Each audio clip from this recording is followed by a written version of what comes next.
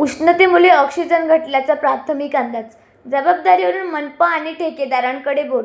कल्याण पश्चिमेतील काळा तलावात मोठ्या प्रमाणावर मासे मृत्यूदेखी पडण्याची धक्कादायक घटना सोमवारी उघडकीस आली. तलावाच्या काठावर मृत्यू माशांचा खच पडलेला असल्याचा व्हिडिओ सोशल मीडियावर व्हायरल झाल्यानंतर शहरभरात चर्चांना उधाण आले. अचानक एवढ्या मोठ्या प्रमाणात मासे मृत्यू झाल्याने नागरिकांमध्ये चिंता व्यक्त होत आहे. तलावातील पाण्यावर मोठ्या संख्येने मासे तरंगताना दिसत असून दुर्गंधही पसरू लागली आहे. या घटनेमागे नेमके कारण काय याबाबत अधिकृत स्पष्टीकरण अद्यापही मिळाले नसले तरीही वातावरणातील तीव्र उष्णता आणि पाण्याची घटलेली पातळी यामुळे ऑक्सिजन कमी झाल्याने मासे मृत्यू देखील पडत असावेत असा प्राथमिक अंदाज जाणकारांनी व्यक्त केला आहे.